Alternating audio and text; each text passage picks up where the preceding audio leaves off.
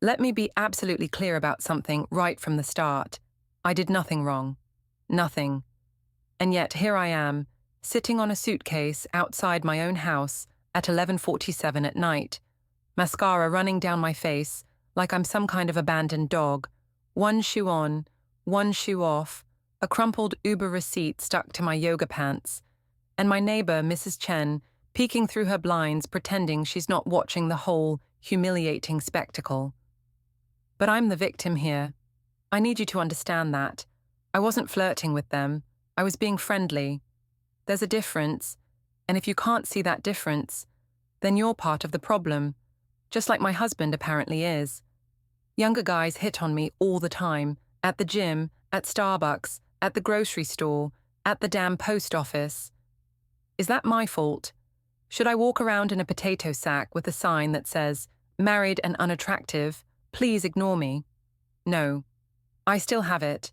I'm 38 years old and I could pass for 29 on a good day, maybe 32 when I first wake up. My skin is good. My body is good.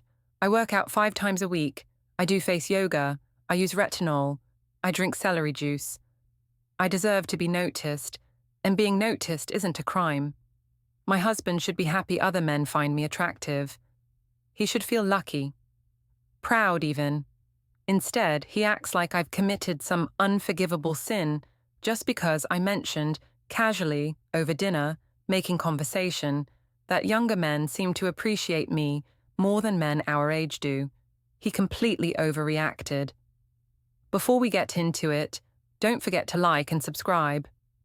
And hit hype to boost this episode. Drop a comment below with your city or country.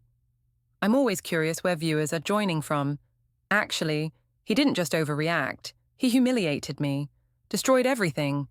And for what? Because his fragile male ego couldn't handle the truth? Because he's so insecure that he can't accept that his wife is desirable? I keep replaying it in my head, trying to figure out where it went wrong, and every time I come to the same conclusion: he misunderstood. He twisted my words. He made it about him, when it was never about him at all. It was about me, about my worth, about the fact that I'm still relevant, still visible in a world that tries to make women over 35 disappear. And now I'm sitting here on this stupid suitcase, texting everyone I know at midnight, and nobody's answering, and the porch light just went off, and I can feel the exact moment my life split into before and after. But I'm telling you, I didn't do anything wrong. It was Thursday, Thai food night. We'd been married for 11 years, together for 13. Routine dinner at home, nothing special. Pad Thai for me, drunken noodles for him, spring rolls to share. I was telling him about my day, normal stuff, casual conversation, and I mentioned something that happened at the gym. "You know what's interesting?" I said, twirling noodles around my fork.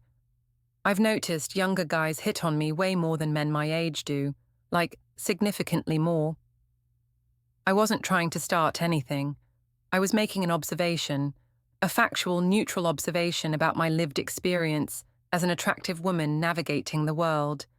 He stopped chewing, set his fork down slowly, deliberately, like he was defusing a bomb. Then he looked at me, not at me, through me, with this expression I'd never seen before. Blank, empty, like I'd suddenly become a stranger. The silence stretched out so long I actually laughed nervously and said, "What? I'm just saying it's true." He took a sip of water, wiped his mouth with his napkin, folded it neatly beside his plate. Then he stood up. "Where are you going?" I asked. "We're in the middle of dinner."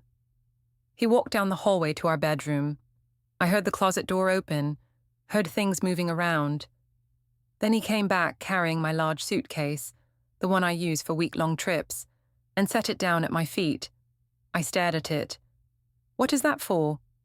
His voice was so calm it was terrifying, flat, measured, like he was reading from a script.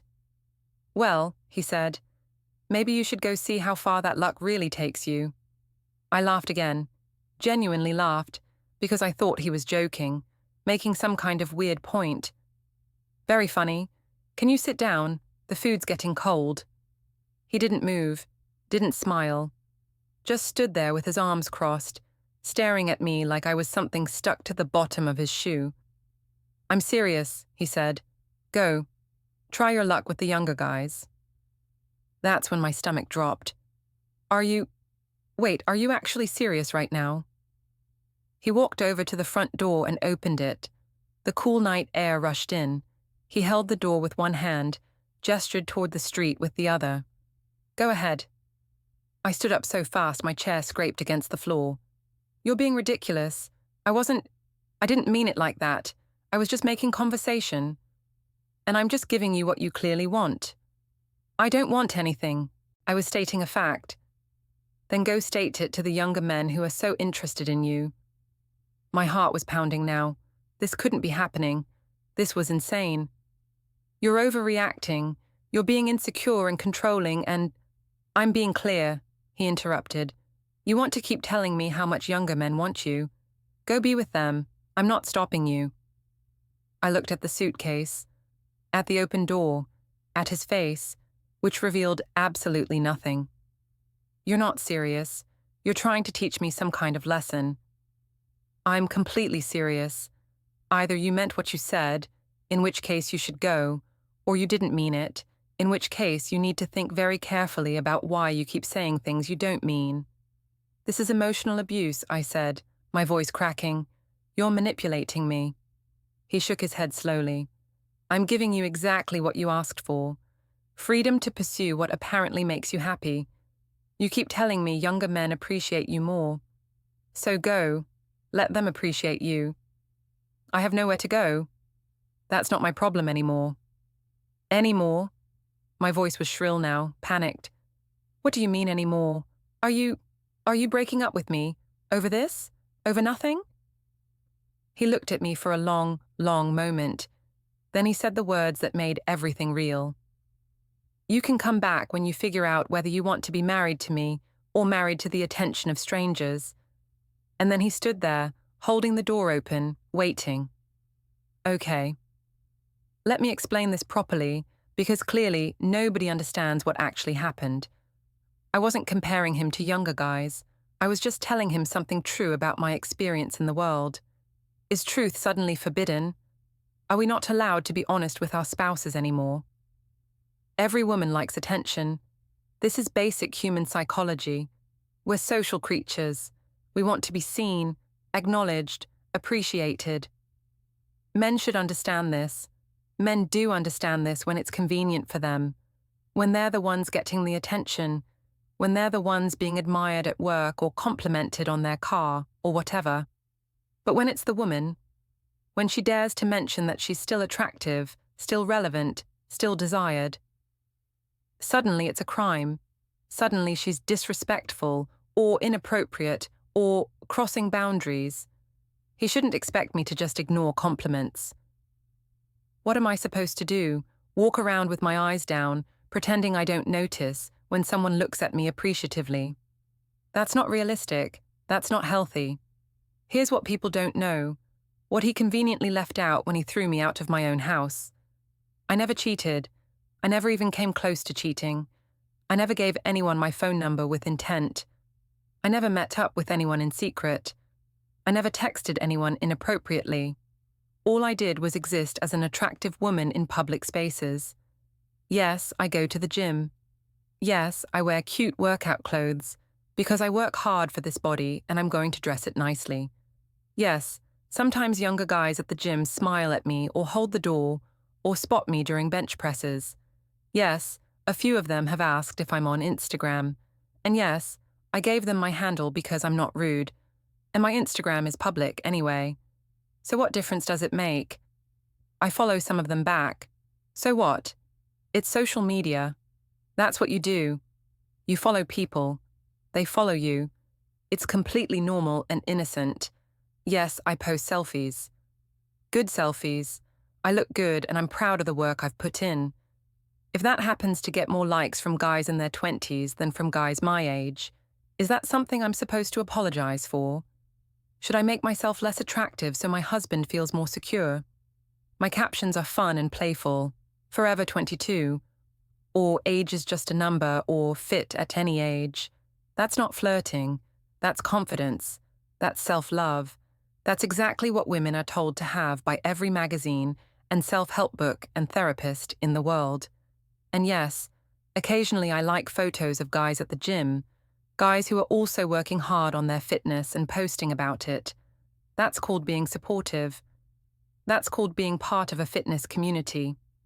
If those guys happen to be younger and post shirtless gym selfies, well, I'm liking the dedication and hard work, not objectifying them. See how everything I did was completely innocent when you actually look at the context? My husband made me feel like a criminal for simply existing as a woman who hasn't let herself go, who still takes pride in her appearance, who still enjoys being noticed. And you know what? He should have been proud. He should have felt lucky that he has a wife who other men find attractive. Instead, he got insecure and possessive and ultimately cruel.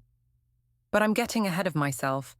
If I'm being totally honest, and I am, because I have nothing to hide, there were a few other times I mentioned similar things. But context matters, tone matters, intent matters. After a particularly good workout about 3 weeks ago, I came home energized and happy. I was telling him about my day, about how I'd finally hit my deadlift goal, about how this trainer at the gym had complimented my form. He said I have the strength of someone 10 years younger, I said, smiling. Isn't that sweet? My husband was reading something on his phone. He glanced up briefly. That's great, honey. You know what, though? I continued. I've noticed younger guys have this different energy at the gym. They're more encouraging, more positive, you know? He looked at me longer this time. What do you mean? Just, men our age are so focused on themselves. But younger guys actually notice when you're working hard. They'll cheer you on or whatever. It's nice. Uh-huh. He went back to his phone. I thought that meant he was fine with it, that he wasn't bothered, that he was secure enough in our relationship not to be threatened by innocent observations. Another time, this was maybe 2 weeks ago, we were at dinner with friends. Someone mentioned online dating horror stories, and I said, mostly joking, I wouldn't even know how to date now, although I bet it would be easier for me than most women my age. My friend Rachel laughed. Oh, absolutely. You'd have guys lined up. Younger guys especially, I added. They're so open-minded about age now. It's not like it used to be. My husband ate his salmon. Didn't say a word. Didn't react at all. Again, I interpreted this as acceptance, as him being confident enough not to make a thing out of nothing. There was also the time I told him, you know, men our age just don't flirt the same way anymore. They're too tired or too busy or too comfortable. But younger guys still have that fun, playful energy. He asked, are younger guys flirting with you? Not flirting, I clarified. Just being friendly, playful, you know. I don't know, he said. Explain it to me. Like, they'll joke around, be a little cheeky, it's harmless. He nodded slowly. Okay.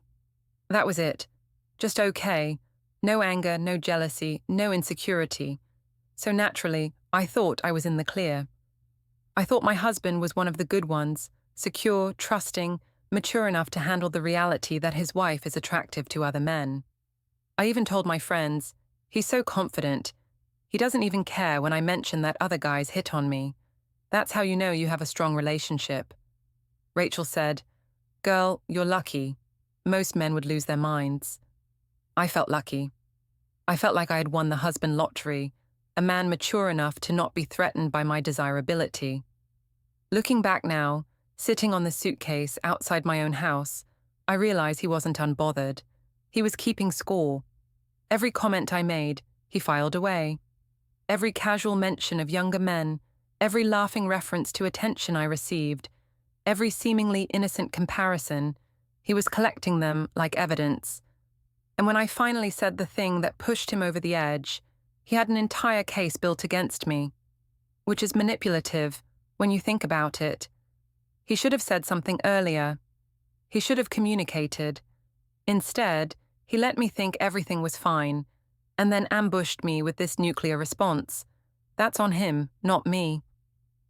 The dinner conversation that ended my marriage started so innocuously, I didn't even see it coming. We had another couple over, Jessica and Tom, friends from my husband's work. We were having wine, laughing, telling stories. The conversation turned to aging, as it always does when you're approaching 40. Tom said something like, "Getting old is brutal, man. Nobody looks at you anymore." Jessica swatted his arm. "That's because you dress like a divorced dad. I keep telling you to update your wardrobe." Everyone laughed. Then Jessica turned to me. "You look amazing, though. Seriously, what's your secret?" I demurred in that polite way you're supposed to. "Oh, I just try to take care of myself." "No, really," she insisted. "You could pass for 30, younger even." And here's where I made my mistake, or rather, where I told the truth and got punished for it. "Honestly," I said, refilling my wine glass, "I think staying active helps. And I'm not going to lie. The attention helps too. When you feel desired, you carry yourself differently." "Preach," Jessica said, raising her glass. "Like younger guys hit on me constantly," I continued. The wine was making me bold, honest. "Way more than men my age, it's actually wild." Tom laughed nervously. Jessica's eyes widened.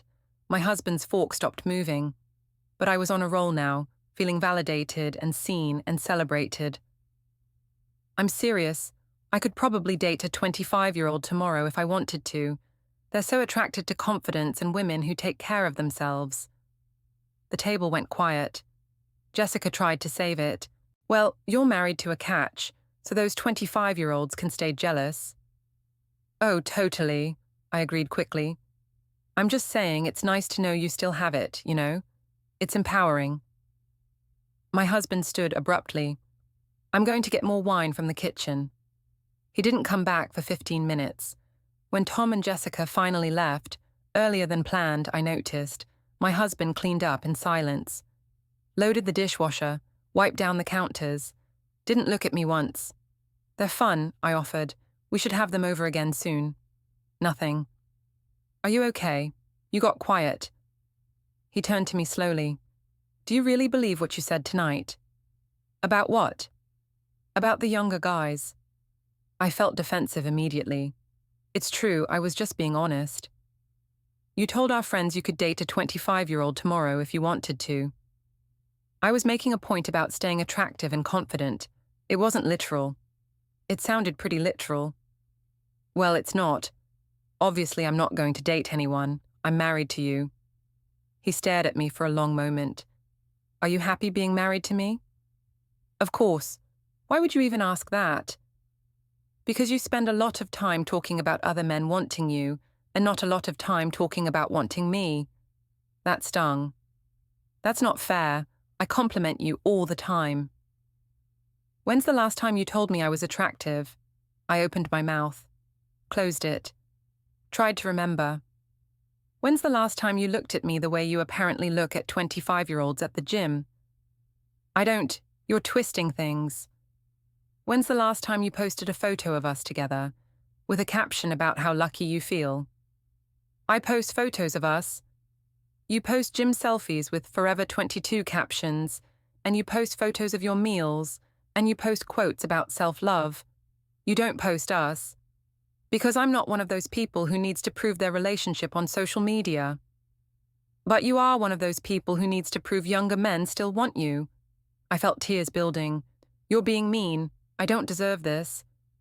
"I'm being honest," he said quietly. "Something you claim to value." We went to bed in silence that night. He faced the wall. I faced the ceiling, heart pounding, feeling misunderstood and attacked, and somehow guilty, even though I knew I'd done nothing wrong. The next morning, he was already gone when I woke up. He'd made coffee but hadn't left me a cup. I texted him, "Can we talk about last night? I feel like things got blown out of proportion." He replied hours later, "I'm thinking." That was it. Just, "I'm thinking." I spent the whole day anxious, checking my phone, trying to figure out what I was supposed to apologize for, and coming up empty. I'd been honest. I'd shared my experience. If he couldn't handle that, that was his issue, not mine. That evening, he came home late. I'd already eaten. He reheated leftovers in the microwave, ate standing at the counter. "Are you going to keep ignoring me?" I asked. "I'm not ignoring you, I'm processing." "Processing what? I didn't do anything wrong." He looked at me with such sadness it almost broke through my defenses. Almost. "Do you actually not see it?" he asked. "See what?" "How disrespectful you've been, how you've made me feel like I'm not enough, like I'm just here, taking up space while you get validation from strangers." "That's not—" I started, but he held up his hand. "Let me finish. Every time you tell me younger guys hit on you, you're telling me I'm old. Every time you compare me to them, you're telling me I'm lacking. Every time you celebrate their attention, you're telling me mine doesn't matter." "That's not what I'm saying at all." "Then what are you saying?" I struggled for words. I'm saying I'm still attractive. I'm still relevant. I'm still worth looking at. And yes, it feels good when people notice that. Is that so wrong?" "It's not wrong to want to feel attractive," he said. "It's wrong to make your husband feel like he's competing with every guy at your gym. It's wrong to brag about other men wanting you like it's some kind of achievement separate from our marriage." "I wasn't bragging." "You told our friends you could date a 25-year-old tomorrow." "As a joke." "It didn't sound like a joke. It sounded like a fantasy you've spent time thinking about." "Well, I haven't, and it's really unfair of you to—" "Do you want to be married to me?" he interrupted. The question stopped me cold. "Of course." "Then act like it." And he walked away, leaving me standing in the kitchen, furious and confused and somehow still convinced I was the one being wronged. That Thursday, Thai food night, the night everything detonated, I decided I wasn't going to let his mood control me anymore. I decided I was going to be myself, speak my truth, and if he couldn't handle it, that was something he needed to work on. I'd even told my friend Rachel about it over text earlier that day. "He's been so weird and quiet since that dinner party," I wrote, making everything about him when I was just being honest. Rachel replied, "Men are so fragile, LOL. Stand your ground. You didn't do anything wrong." So I did. I stood my ground. During dinner, when the conversation naturally flowed toward my day, I mentioned the gym again. Mentioned how this guy, early 20s, super fit, had asked me for advice on form. He was so respectful, I said, so eager to learn. It's refreshing compared to guys our age who think they know everything. My husband chewed slowly. "And you know what I realized?" I continued, emboldened by what I thought was his silence being acceptance. "Younger guys really do hit on me more than men my age. Like, significantly more." That's when he put his fork down. The rest you already know. The suitcase, the open door, the calm, devastating. Go try your luck. But what you don't know is what happened after. What happened after is I stood there, suitcase at my feet, and tried every possible angle to make him see reason. I was making conversation. He didn't respond. "You're being insecure." He crossed his arms. "This is abuse." He actually laughed at that one, dry and humorless. Fine, I'll go. But don't come crying to me when you realize what you threw away." I grabbed the suitcase handle, marched toward the door with my head high, expecting him to stop me, to call me back, to break. He didn't. He stood there, watching me go, with this awful calm on his face like he'd already grieved our marriage and reached acceptance. I got halfway down the driveway before panic set in. This was real. He was really doing this. I turned back, tears starting now. "Baby, please, I didn't mean it. I was just talking. It didn't mean anything." "Then why do you keep saying it?" "I don't know, because I felt invisible for so long and now I don't and it feels good and I wanted to share that with you." "You wanted to rub it in my face." No, I wanted you to see me, to see that I'm not just your wife, I'm still me. Still attractive, still desired." "I've always seen you," he said quietly, "but you've spent so long looking at everyone else looking at you that you stopped noticing me looking at you." That hit different.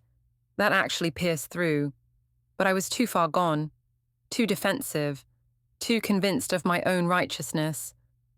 That's not fair, I said, even though some part of me knew it was completely fair. Maybe not, he agreed, but it's true. He started to close the door. Wait, where am I supposed to go? Call one of the younger guys, see if they'll let you stay over. And he closed the door, actually closed it, locked it. I stood there, stunned, for probably 5 full minutes. Then I started knocking, softly at first, then harder. Please, please open the door, we can talk about this. A light turned off inside. I was wrong, okay? I was wrong. I'm sorry. Another light off. That's when I noticed Mrs. Chen's blinds moving, and the couple across the street, standing on their porch, pretending not to watch. The humiliation was instant and complete. I dragged my suitcase to the curb and sat on it, fumbling with my phone through tears. Sitting on a suitcase at midnight outside your own house while your neighbors watch is a special kind of hell. It's the kind of public humiliation that makes you want to disappear, to cease existing, but I couldn't disappear. I had to figure out where to go. I called Rachel first. Voicemail. Called my sister Emily. Voicemail. Called my mom. Definitely couldn't call my mom, she'd never let me hear the end of it. Tried Rachel again. Nothing. Posted a vague Instagram story. When you realize some people can't handle a confident woman, immediately deleted it. Even I knew that was too much. I texted my husband. This is crazy, you're acting crazy. Please let me back in and we can talk like adults. Read receipt. No response. Texted again. I have nowhere to go, it's late. This is dangerous. What if something happens to me? Nothing. You're really going to let your wife stay on the street? That's the kind of man you are. Nothing. Fine. Fine. I hope you're happy. I hope this is what you wanted. The porch light turned off completely. That was somehow worse than anything else. The deliberate darkness. The statement it made. I started cycling through my contacts desperately. Jessica? No, she witnessed the dinner party comment. Definitely judging me. Karen from book club. We're not that close. My cousin Melissa. She lives 2 hours away. I tried Rachel again. This time she picked up. Hey, I can't really talk right now. Rachel, I need help. He kicked me out. I'm literally sitting on my suitcase outside. A pause. Then, wait, what? Why? Because I mentioned that younger guys hit on me and he completely overreacted and threw me out and I have nowhere to go and... Okay, slow down. What exactly did you say to him? I explained, quickly, leaving out some details, framing it as sympathetically as possible. Another pause. Longer this time. Rach, I mean, I kind of see where he's coming from, she said carefully. My blood went cold. What?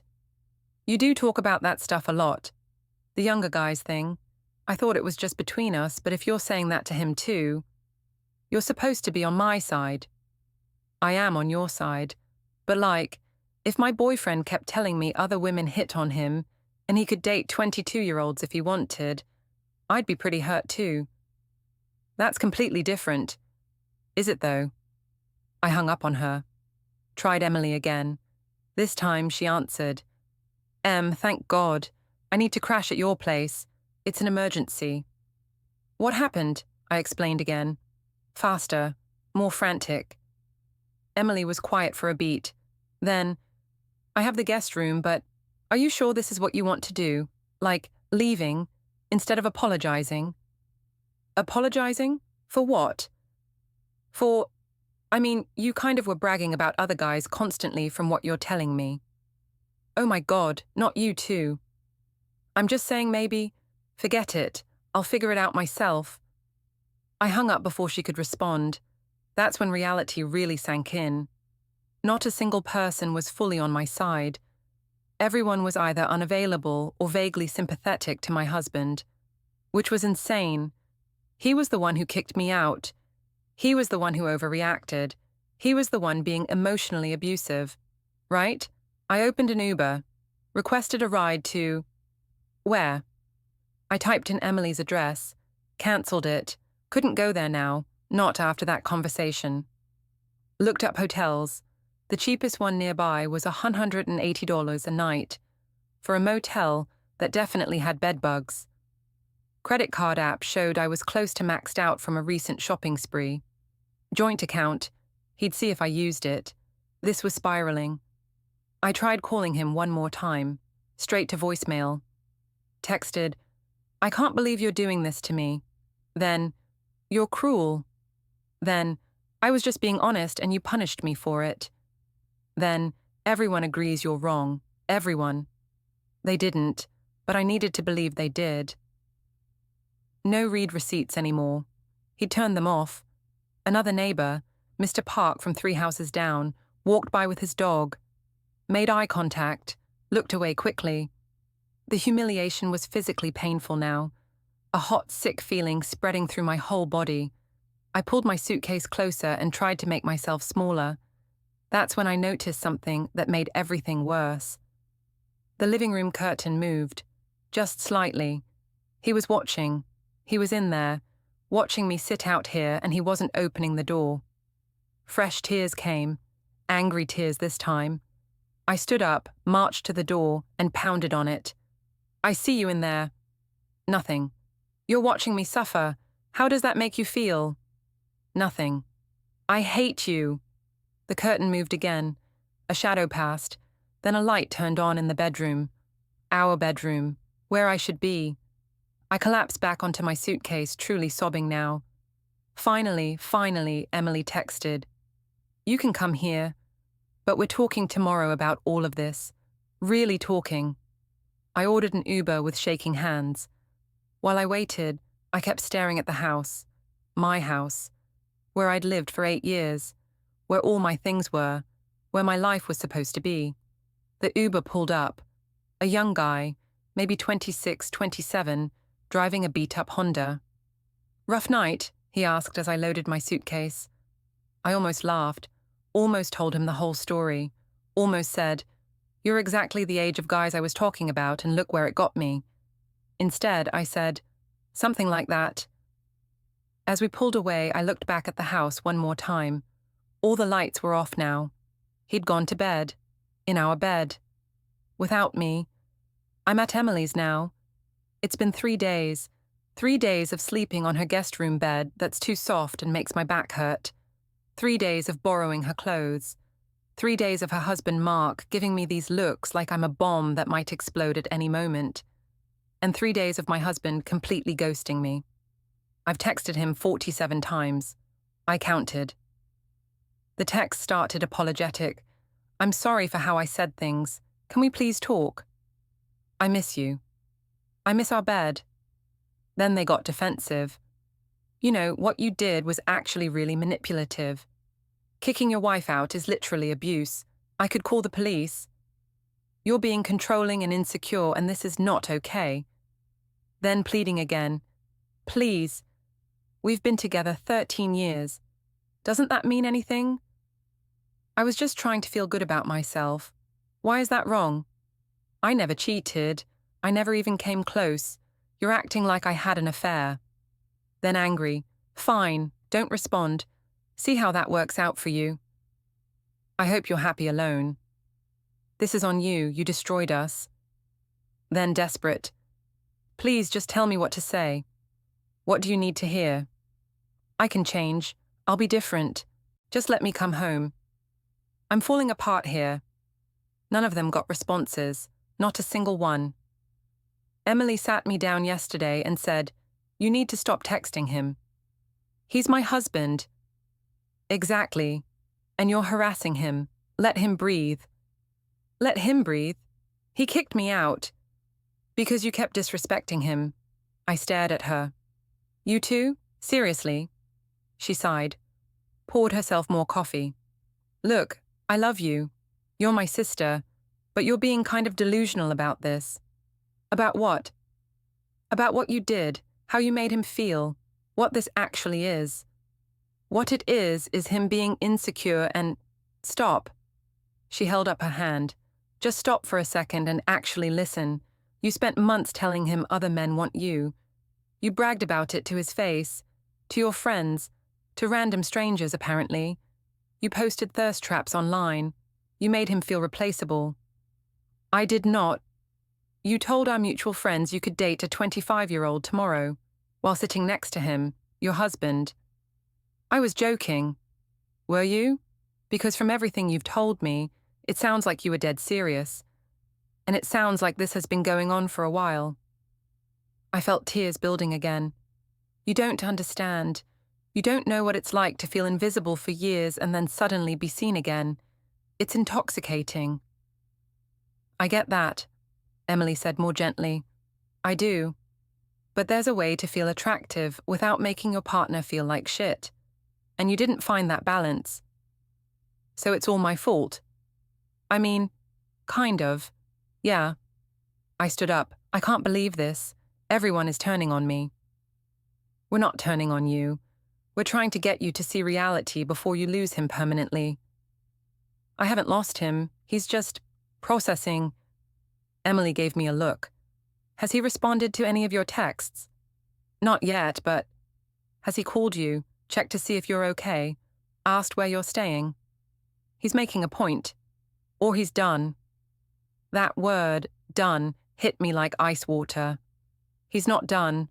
We've been together 13 years. You don't throw that away over nothing. But it's not nothing to him, Emily said quietly. That's what you're not getting. What feels like nothing to you clearly meant everything to him. I couldn't respond to that. Didn't want to respond to that. Because some horrible buried part of me knew she was right. But admitting that meant admitting I'd been wrong. Admitting I'd hurt him. Admitting I'd prioritized the validation of strangers over the feelings of the man I promised to love forever. And I wasn't ready to admit that. I'm still not ready. This morning, I checked his Instagram. He'd posted a story, just 2 words on a black background, good luck.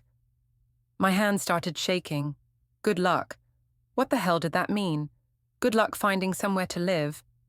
Good luck with your younger men? Good luck surviving without me? Good luck in the divorce? I screenshotted it and sent it to Emily. What does this mean? Is he breaking up with me? She replied, I think he already did.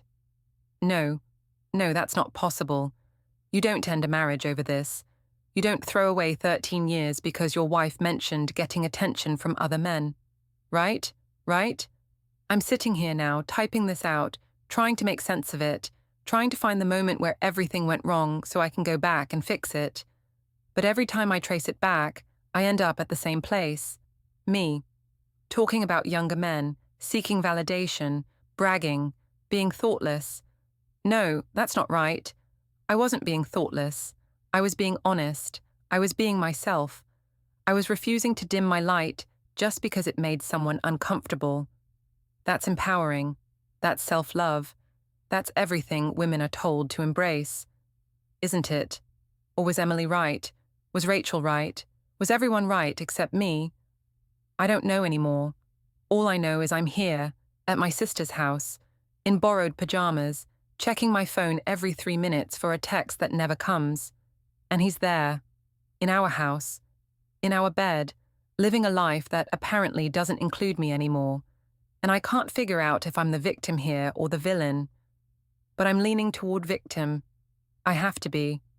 Because if I'm not the victim, if I'm actually the one who destroyed everything through my own selfishness and thoughtlessness and desperate need for external validation, then I have to live with that. And I'm not sure I can. So I'm going to keep texting him, keep calling, keep trying to make him see that he overreacted, that I didn't mean any harm, that we can fix this. Because the alternative, that it's over, that I killed it, that 13 years are gone because I couldn't stop bragging about strangers finding me attractive, is too devastating to accept. He'll come around. He has to. He loves me. I know he loves me. Or at least, he did.